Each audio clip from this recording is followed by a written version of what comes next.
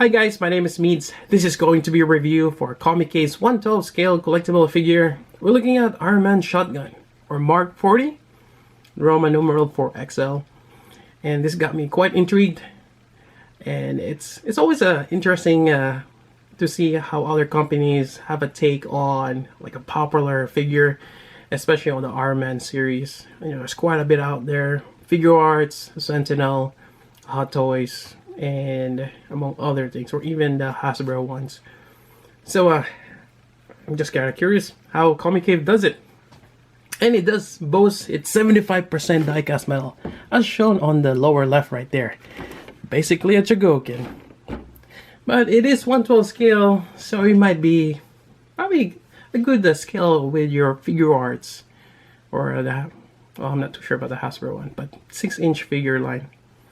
Yep. So this also is a show exclusive, I think, but I'm not entirely sure on that one. And it's over $100. Kind of like your exclusive Figmas. Yeah. It's kind of hard to justify a 6-inch figure which is over $100. At the top, or at the most, 70, but not over 100. But I just wanted to give it a shot. No pun intended. Anyways, here's the box here. It is a windowed box, and I want to point out it tends to lean forward because of the Chogokins, or the diecast part inside. And it's because it's top heavy and the figure is a bit more in the front here. Yeah. Anyways, inside, it says 40 there, with the silhouette of the hand. Really cool. And we have the loadout here, quite a variety of hands, effect parts. It does come with a stand and shotgun. Quite nice.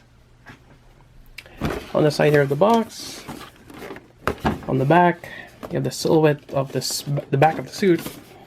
Very interesting. On the bottom here, has a sticker that says QC passed with an A. And it's recommended for ages 15 and up. Adult collectible. Yes, definitely. It's quite expensive. I don't think you want to just give this to a kid unless the kid appreciates figures such as this. Yep. Anyways, I think that's it for the box. Let's take a look inside. Alright, let's start with the base here. And it looks nice. I like the texture. All this insignia here. Says a Marvel Iron Man Mark 40 shotgun. And you do have two arms here. You can either use this one. It's actually kind of springy, and it's kind of made of metal too. It's kind of heavy. Or you go with this clear one here as well. Yep.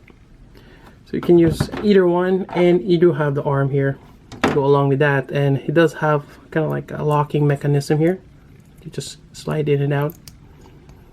And there are screws there to kind of tighten it, which is great. So either you're gonna slide it with this one, or I'll probably just go with this one. It feels a little bit more secure. Remove the top part right there, and you just kind of slide this. Actually, I put it on the wrong way. This way. There we go.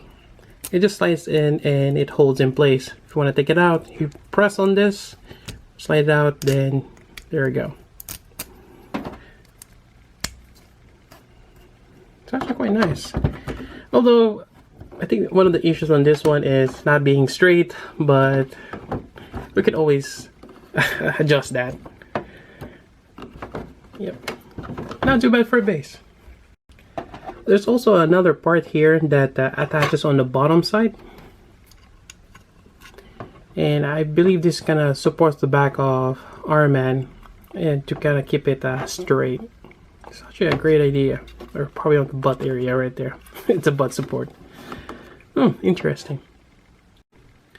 Here it is right next to the SH Figuarts 43. And they're about the same scale, which is great. Well, hence the 1/12 scale. And definitely, if you are collecting the 6-inch line for Iron Man, this is something you might want to consider. Yep. Alright, so let's take a closer look on this. He looks great. The paint app, amazing. I'm not quite sure what color that is. It's kind of like a grayish green, and I'm not sure. Is that a pewter color? But it's really nice. I like it. It goes along well with the silver. There's a lot of panel lines here and details. Just amazing. Yep. Really cool. And in terms of diecast placement, the calves here, the legs here, even the waist. I think the ab area here is plastic. Chest, yes, that's diecast. Bicep, forearm. The hands are not, but I think the back plate is. The shoulder is plastic. The head is diecast. And it's something that you can feel. It's cold as the metal. When it's cold, that's diecast. On the bottom here, this is diecast here on the top part, but the bottom part is plastic, which is kind of doesn't give it much of stability standing up. It's top heavy. Kind of wish they just made the whole foot diecast, but then again, you still have the top part weighing him down. So that's pretty much it in terms of the diecast pieces there. And actually, there's might as well go with this gimmick. So you do have a switch here, and you can turn this on. There we go. And actually, not showing well, but you can also see the eyes right here. It does light up. There we go. I don't think it shows well on the camera, but there we go. Turn up the light. Let's try again. It's kind of hard to see because of the visor, but it's there, and you can actually slide up the visor, and you can see the light turn on. There we go. Really cool. I do have a problem from time to time when I turn it on and it's not turning on, and I think it's something to do with the connection. Let me try it one more time. Now it's just working all the time. So basically, how this is set up is you can actually remove the torso right here. Let me do some dismemberment on this. There we go.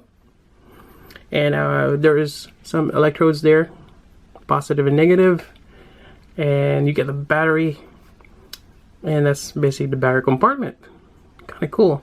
Something tells me that just the way it is set up, something gets loose, but that's actually really nice how they did that. Now inside it says it's L626 battery, or EG1 1.5 volts. You need 2 of them, and it's great that it's already included. So let's put this back, turn on the battery again, or turn the lights. Yep. So definitely do not pull the head. It's all wired together. Yep. But yeah, it's really cool having that the eye gimmick, or the LED in general. Yep. And as you move it, you kind of see that the connection is not stable, but I don't mind it. It's kind of cool too. I kind of wish they have another sequence that it actually pulsates. That would be even better. Wait, let me turn this off. Here we go. So with this, in terms of the design of the face, it's kind of weird having that visor on. I kind of like it when the visor is up like this. It looks like a ninja. Nice details on the vents there. On the back side, really cool. Yep. Articulation wise, the neck, it's very limited. And okay. I guess you can pop that off. Kind of makes me wonder now if that's gonna be the same for the other Comicave 1/6 scale. You can probably replace the helmet. But that's interesting. Yeah, you cannot look up because of the restriction. You can look down though. We got the, let's see how this thing is ball jointed on the shoulder armor here, and it's just resting on top over there till I pop it off. Huh. Okay, so it's connected on the top part here, not on this shoulder. And some of you might be cringing. What are you doing? That's an expensive figure. Don't break it. There we go. Let's pop this back in. There we go. So I guess that's kind of limited on how you can raise this up. Otherwise, you're going to end up popping this. But you do have rotation on the bicep there. Oh man, that detail is kind of cool. Then you have the elbow bend here, 90 degree. You got a nice elbow separation there. It is limited. You have the wrist joint here. Seems like it's double jointed. There's one on the forearm and another bolt joint on the hand. Seems like it. Then the torso area, I'm trying to see if there is actually, there's always something you forget. Alright, so actually in the ankle, you can actually pull this down.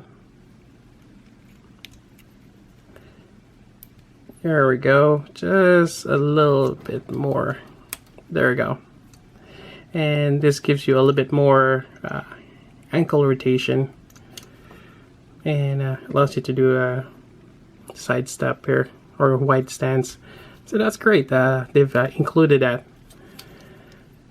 So again, I just kind of move that out of the way, hold it from the front and back, and pull down. There we go. And I think that works out quite well. Another interesting thing about this figure, it does come with a screwdriver to replace those batteries, and as well as this cloth here, which says Super Alloy figure.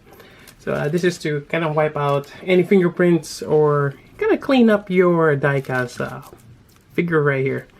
So it's actually a nice, quite nice that they've thought about adding these two tools together. Alright, let's go over the hands. First off, we got the closed fist. Then we have a pair of the repulsor blast open hand. This is with the straight fingers. It's kind of actually hard to distinguish between this set and this one here, because this one here, oh, did I just confuse myself? Probably so. So just looking. This one here, the hands are a little bit, or the fingertips are a little bit more forward. This one is more stretched. So that's the difference between those two sets, or those two pairs. Then you have another one where you can attach the effect parts. Then you have another one in which you can use to hold a variety of things, which I don't think this set has. But it's great that they always add this. You never know when you want your Iron Man to hold like a pipe or some kind of, just pretty much anything. But this is really cool to have this pair of hands. I'm glad that they included that. So let's try to do some hand swapping. And let's see how this goes. This is my first time popping this joint out. There we go. It's a giant ball joint, which I'm quite happy. Alright, so this wrist, kind of like wrist guard or whatever, this thing goes around the wrist, doesn't seem to fall off, which is great. I have other figures, kind of like Figma, where they have this something in the wrist that when you take off the hands, it just pops off too. So it's great. I'm liking this so far. Let's pop this in here. There we go. All right. And it didn't go all the way in, huh? Let's see if we can get this thing, push it all the way in there. There we go. Yeah. Huh. Let me fix it. All right, I got it on there. Actually, the wrist is angled, so when you put this on, make sure that you're putting it this way and not when it's where's the other hand here? Not this way. Again, the wrist ball joint connection is angled. Alright, so that's that. Let's connect one of these. So the peg connection is actually, it only goes one way. There's a little peg on top. And there we go. Oh, not too bad for the effect part. It's a nice orange glow. Yep. And we have another one for the other hand.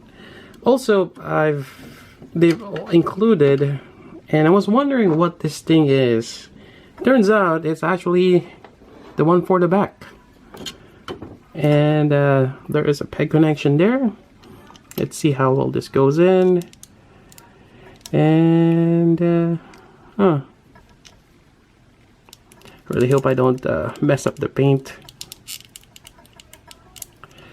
There we go. There we go. Got it in there. So it's like it's effect part for his thruster. Although I kind of wish it's a little different in color. I think it would be even better if it was blue, but since I guess you're using the same material and save the costs for what it already be an expensive figure, yeah. I had some paint. Is that a paint chipping? No, it's a oh, it's just a plastic. Alright, let me put this back on here. There we go. It's not quite secure, but it will stay there. So it's not too bad. But now, we probably have to do this, well, with this stand actually. Let's try this. Ah, there we go. Although I'm not sure if it's gonna stand in this position that long, but yeah, I'm not sure if this is gonna work well, but let's see. I mean, I'm kind of worried about this part here. It tends to slide down, but I mean, you do have that option to do it in this pose, which is kind of cool. Yeah, not too bad. Here it is, dual wielding the repulsor blast. It looks great. And other than that, a friend of mine pointed out that the panel lines is not that crisp. And let's just take a quick look on the tie area here. Let's see if I can get this camera to focus. There we go. So certain parts, like it kind of started. And I think there's one in the back here. It's just not clean. This side is, but this one seems like it's kind of lacking right there. And actually certain parts of this I found like dents. Like there's a dent there, here and there. It's a minor thing, and I don't think it can be helped sometimes to have those little dents, especially for something die-cast. But overall, he looks great. Yeah, I don't really mind it that much. It's just minor issues, but definitely gotta have the visor up. It looks better that way. Ninja. It does look like a ninja. He needs a lightsaber. Yep. Yeah, actually I need probably find something, and probably works well with this hand right here. And there you go. That's it for the review.